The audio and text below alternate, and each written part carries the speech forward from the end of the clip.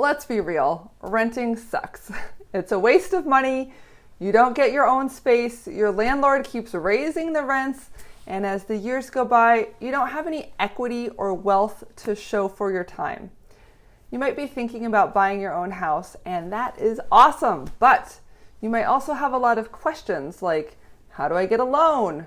How much money do I need? How does all of this actually work? In this video, I'm going to teach you everything you need to know when buying a home. Here's what you'll learn. Facts versus fears when buying a home. How to secure financing, how to choose your real estate agent, and the right way to find your home, getting the home under contract, the importance of the home inspection, how to close and become a homeowner. Before we go any further, I want to tell you a tiny bit about myself. My name is Emily Cressey. I grew up here in Lake Forest Park in North Seattle, and my mom and my dad, my sister, my nephews, my aunt, my uncle, everyone is here in this area. I've got roots, baby. So I'm both a real estate investor and a real estate agent with HomeSmart Real Estate.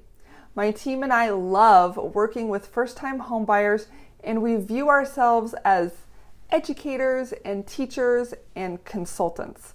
We want you to have the information that you need to make good decisions all along the way so that you can buy the right type of home to meet your needs and your budgets. One of my favorite TV shows was The Office. If you ever watched The Office, you might remember the episode where Michael Scott panicked about buying his first house. 10 year. Well, 10 over 30, so 30-year total. What? You said 10. It sounded like he wasn't very prepared, and we do not want you to make the same mistake. So let's talk about how you can go about buying a home in the best, most ideal manner for you. So let's talk about facts versus fears when buying your first home. Now, commonly, you may have the fear that you don't have enough money for a down payment, and the fact is, there are a lot of loan programs that can help you with this, either with a low down payment or even a no down payment option for first-time home buyers. So you may still need some money for closing costs or reserves in the bank, but if you're short on cash and that's the only thing that's holding you back, you've got decent income and decent credit, then there may be a first-time home buyer program that will work for you. Another fear is that you might be waiting until the market gets better or easier for buyers. The fact is that experts are saying prices are likely to keep going up for the next 5 years with no crash in sight. So with mortgage rates on the rise, that means that homes will only be getting more and more expensive. So if you want to get in, you should get in sooner rather than later. Here's another fear. Maybe you're worried that you can't afford to buy a house right now. The fact is, you won't know until you do the math. Many people start out by getting their foot in the door in a real estate situation by buying a condo, which is typically less expensive. A $300,000 condo might cost you around $2,000 per month. So figure out the kind of house you want and what you can afford, and then try to just get into something, even if it's not your dream home forever. Being in property will help you keep up with the market so it doesn't keep running further and further away from you. Now let's talk about why you can't afford to keep paying rent. What does rent do? It pays down the mortgage on your landlord's property, and rent also keeps going up. So when you pay rent, you're funding your landlord's retirement instead of your own. Let's run the numbers on renting versus buying and see what we're looking at here. So the average rent for an apartment in Seattle is $2,100, and that's probably for a smaller apartment. A 3-bedroom house might cost you more like $3,000 a month in rent. So if you had a middle price payment, let's say $2,500 a month in rent, you'll pay $30,000 a year, and that would be $900,000 in rent over 30 years. At the end of that time, you've spent almost $1 million on rent, and what do you have to show for it? Zip, zero, zilch, nada, no return on investment there. Plus, remember those rent raises, so you might even pay more than that $900,000. So let's flip it and look at what happens when you own the home. You're paying your own mortgage, not your landlord's. You're building wealth by reducing the mortgage balance every month and ideally having the property go up in value as well. So like, have you ever bought a car and then sold it a few years later for less money? That's because cars tend to go down in value, but if you buy a house, especially in the Seattle area, it usually goes up in value. In Seattle, the median home sales price has gone up an average of 7.4% per year over the last 15 years. So let's look at the scenario where you buy a house instead of renting. In both cases, let's say you're spending a similar amount of money, $2,500 a month. But if you own a house, by the end of the 30 years, you should have no more mortgage debt on the property. And if it appreciated at just 5% a year, that's less than the 7% average that we've been seeing, the house would be worth over $1 million at that point. You're spending a lot of money either way, so let's make sure you're getting a good return on your investment. What's the key to unlocking home ownership? It's getting a loan so you can get into your first property. Even if you're not sure you're ready, if you want to do this, if you want to buy a house, you should go ahead and talk to a lender. You may be surprised, and with first-time homebuyer grants, loan programs for small down payments, or bad credit, you may be able to get into a house faster than you thought. Worst case scenario, you confirm that you were right and you're not ready to buy yet. Then you probably have a good game plan for where you need to go, how much money you need to save, what needs to happen with your credit, your income situation. You'll know what the finish line is that you're aiming for and at what point you should come back ready to go, ready to get into a property. So best case scenario, you'll find you actually have everything you need. And if you'd like, you can go ahead and start house hunting. So the main thing is your lender will be like your coach, helping you to get there. And it's really important to start the pre-approval process early because sometimes it can take a long time. Even if you found a great deal on your house, if I said, hey, this is once in a lifetime, great deal, here you go. If you wanted to buy it and you weren't pre-qualified, you could still lose the house. So let's get that pre-qualification letter and we'll have it ready when the right house comes along, right? I do want to dispel a big myth. A lot of people wonder if they need 20% down.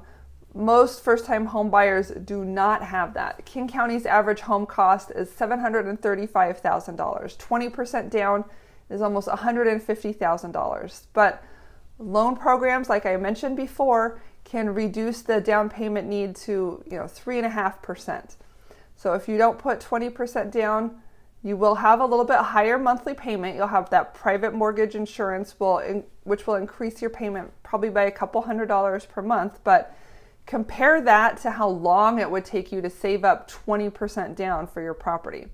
It would take a long time, and that might be years that you would be out of the market, having houses go up in value, trying to save and save. So what if you don't have that 3% down? Like I mentioned, there are programs that will pay some or all of that for you. So ask your lender about grant programs. The Washington State Homebuyer Grant can cover 4% of the purchase price and put that toward the down payment. So you may well be able to get into a property with just a small amount, like 2% of the purchase price, which you should budget to go toward closing costs. So I recently had a client named Deborah buy her first home. It was a $400,000 townhouse, and the seller even gave her $5,000 toward her closing costs. So her closing costs were going to be $11,000. She got a $5,000 credit, and she only had to be out of pocket $6,000 to buy her first place at age 60, right? So there are ways to do it, and it can happen even if you don't have a huge amount of cash in the bank. So I mentioned closing costs. What does that mean? You want to be aware of a few specific things. Number one is earnest money. When you go under contract, you make an offer and it's accepted, you will need to pay some earnest money at that point. You'll also need to pay for an inspection and appraisal and cover the closing costs like escrows and things like that. So let me break it down here. Your earnest money shows you have skin in the game. It's usually about 1 to 2% of the purchase price. So Deborah used $5,000, for example, and that is due within 2 days of when you go under contract and agree to buy the home from the seller. You'll also need $1,000 for your inspection and appraisal, and I'll talk more about that later in the video. And now in order to work with the lender, you'll have to pay them a fee. They typically charge around $5,000, and that will be due at closing. And then there are other fees that they ding you with. They're like paying for property insurance and title insurance and the homeowners association fees and the escrow company costs. Like it all adds up. It kind of gets squished together at the end, but you just don't want to be surprised by it. You want to make sure that you have the cash available at closing to pay for those things.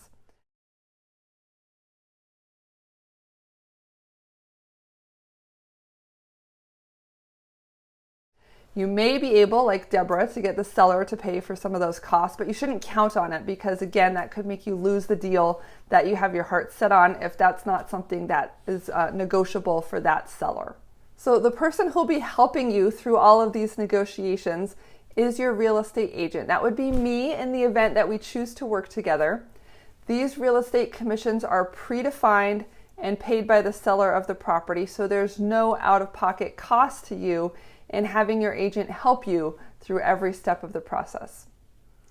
Now, if you literally have $0 in the bank and you're living paycheck to paycheck, it's probably best for you not to buy a house right now. You'll want to wait until you have a little bit more money and financial comfort with where you are at the moment. But if you don't have a lot of cash and you still want to get into a home, there are ways to get into your first property without having to spend a lot of money out of pocket. So make sure you talk to your agent and your lender about your situation. Remember though that you will need to have a decent credit score. Around 600 or higher is typically adequate, and an income of about 3 times your housing payment. So we want to make sure you can afford the property. You don't want to get in there and then find that now you can't make your car payment and your other bills, right? So when you're working with your agent, it's really important to be very open with us because we want to help you meet all of your goals. We want to help you be close to work or family if that's a goal. Maybe you want to have a yard or have a garden, place for kids to run around, pets. You can always ask me about the real estate market because things are changing all the time. Prices change, interest rates change, crime rates change, and you can get more bang for your buck in different areas and different parts of town. So when you hire a real estate agent like me, we will be helping you and negotiating for you on a very important transaction. And it's important to be transparent with your goals and with your limitations. And remember, when I say hire a real estate agent, you are not writing them a check or paying them up front because they are paid by the seller at the end of a successful transaction. Your real estate agent is investing her time and resources with you to help you find and buy your house. And if you don't manage to get the house, the real estate agent doesn't get paid at all. At the end of the day, it's all about finding that house and getting you into the right property. So once we've had a chance to discuss one-on-one what you're looking for, what you like in terms of property size, price range, part of town, we'll start sending you homes that we hope you might like, right? So no more looking on all those portal sites only to find that the house has already been sold or is backdated. We as real estate agents have the most up-to-date information since the portals can actually take a day or two to update their home listing data. And we have access to information that is not generally visible to the public. So when we start working together, you'll have a much better behind the scenes access and information than what you can generally get on your own. So it's best to be prepared ahead of time. Start looking what's happening in the market far in advance of when you actually end your lease and need to move, right? So we want to see how long homes are sitting on the market, how many offers they're getting, and what they actually end up selling for. Sometimes it can be quite different if they list for a price that's too low and it gets bid up, or they list for a high price and no one buys it, so they take something less. I think everyone should go through this research phase before jumping into making offers. So when you start looking at homes online, it's important to understand your wants versus your needs. Not every home is going to have everything you want. I usually tell people that they can expect to get about 80% of the things on their wish list. So it's important to know what is most important to you, what you consider your needs are. Like, we need that third bedroom or it's not going to work. and what you're willing to compromise on. I'd rather have a house, but a townhouse could be a good alternative. Talk with your agent about how to make sure the homes you're looking at have what you need. And once you've narrowed down the must-have items for your home, you can keep these in mind when we're out together looking at the properties in person. So when we get out there, sometimes we find that the house that we're looking at looks a little bit different than what we saw in the pictures. I'm not going to say all the houses are airbrushed like a tabloid cover girl, but some agents are very proficient with Photoshop. So when we get there, I love to ask questions like, does this house speak to you? Does the neighborhood feel right? I'll bring along a copy of the MLS printout so you can actually take notes and remember. Sometimes it's a blur when you go home, right? So you can remember from your notes what the different houses were that you saw, what were the pros and cons of each one. And when you're there looking at homes, it's a good idea to get into the habit of opening all the doors and the cabinets. You can turn on the water faucets, flush the toilets, flip the lights on and off, open windows just to see how everything is working. You may not notice everything, like if the electrical outlets are working or not, if the condition of the foundation is poor, if the age of the roof, the hot water heater, but don't worry, you'll have a chance to learn about all of those important items when you get your home inspection. I'm going to talk about that soon. So once you've found a house that you like and you want to buy it, how do you actually get it? Your goal here is to get the house under contract. Of course, you don't want to overpay for the house, but you don't want to make a lowball offer either. In most instances, a lowball offer will actually hurt your chances of getting the home. Different sellers want different things. Some people want a fast closing. Typically, 30 to 45 days is about how long it takes for most buyers to close. Sellers will also look at your financing, so that's why it's important to have your pre-approval letter ready to go. In some parts of the market, buyers often have to make offers on 4 or 5 different houses before they get one. And often when they start out, it's kind of with a weaker offer, more puny, and they get more aggressive as time goes on. But you don't want to put yourself at risk of losing your earnest money or buying a lemon. So make sure you talk to your agent and understand how you can stay safe with your contract and your paperwork and still make a strong, compelling offer, especially when you're competing against other buyers. So remember, your goal is to get the house under contract. That's when you give them an offer and they sign it and say yes. And if you do, congratulations, you're now on the path to becoming a homeowner. It's going to be great. The entire time you're under contract, you'll be moving toward your closing date, which is when you actually get the ownership papers and the keys. Once you've used that paperwork that we will help you with, we'll do all the legal stuff, we'll lock up that house under contract, and they have to sell it to you. So now it's just time to send your earnest money in to the escrow company, which is a neutral third party who will keep it safe until it's time to close 30 days down the road and complete the purchase transaction. The earnest money deposit tells the seller that you're for real and you want the house. There's a saying that says, if your wallet's not in it, your heart's not in it. So earnest money is built into your offer and you get to decide how much you want to include. Keep in mind, your agent will be able to protect this money with the contract terms, so you're not going to lose it and you'll get it back if you need to use one of your contingencies or escape clauses to cancel the deal. But for the most part, once you're under contract, you shouldn't do that unless you're really serious about buying the house. This brings us to the home inspection. The home inspection is one of the most important due diligence steps after you get the house under contract. Usually, sometimes you can do it before you make an offer if you like. So typically, you're going to get that inspection done the first week after you put the home under contract to buy. And depending on the size of the house or the condo, this will cost you probably $300 to $500. The licensed inspector will go through the house with a fine-tooth comb and write a detailed report on the condition of the property. You can come and sit there for the whole time if you want to, but it's not really a good idea to just linger over the guy's shoulder. You can use the time to measure for new drapes or think about your interior design ideas. And when the inspector is done, He's going to explain everything to you. You'll get a detailed written report that you and your agent can discuss when they leave.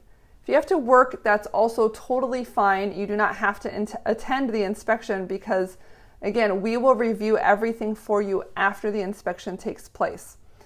The report might be really scary when you get it back. You may think you want the sellers to fix everything that the inspector finds, but in today's competitive market, that's often not realistic. So if you're too picky on your inspection response, the seller can refuse to fix anything and cancel the deal and sell the house to someone else. However, if there are major health and safety concerns with the house that weren't obvious when you looked at it before, then that's likely the type of thing that a seller would be more willing to fix. Everything's negotiable, but discuss with your agent what's realistic to have the seller fix and what might be too demanding to ask for. Really, you only want to ask for the big stuff. You don't need to ask them to fix chipped paint or a missing outlet cover. What we're talking about here is if the water heater isn't working, or the house needs a new roof, or the furnace is 1,000,000 years old. So if the inspection report shows things that you just can't live with, or you and the seller can't come to terms about what they're going to fix, then you can use this as an opportunity to back out of the deal, cancel the contract, and get your earnest money back.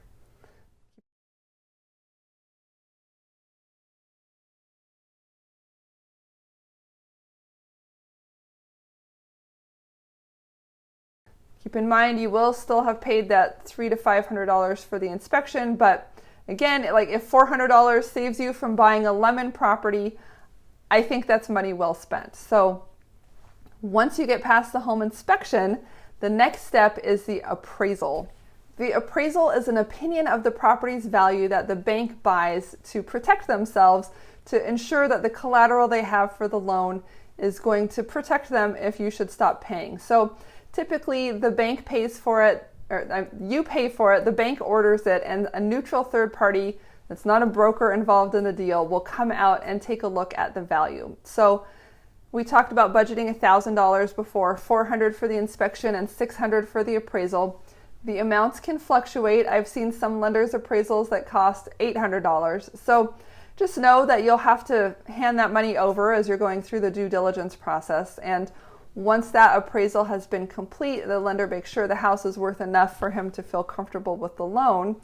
Then there's not really much more for you to do except get packing. You're looking solid with your deal. You've got about 2 to 3 weeks left to wait until you complete that due diligence, and while you wait for the lender to finalize all of their paperwork. So the lender will keep asking you for bank statements and keep checking on your credit. So make sure you don't accidentally do anything that would hurt your ability to get the loan closed. You can help yourself stay pre-approved if you know what to watch out for. Just try to keep everything steady and predictable. Keep your job. Don't buy any other big things, especially with a loan, like financing a car, signing on student loan for your kids, even buying new furniture on the house on layaway, right? Just keep paying on the bills that you have, keep them on time, and wait to do that shopping until after you have the keys to your new place.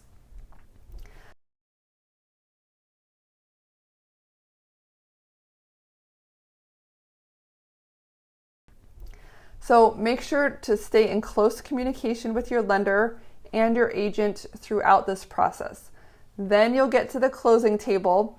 You'll sign a thick set of documents, and later that evening, or actually the evening of closing, typically around 5 o'clock or so, you will get the keys. So now you're a homeowner. Congratulations. It's time to make that place your own home. And that's it. Now you have everything you need to start taking the steps toward becoming a homeowner.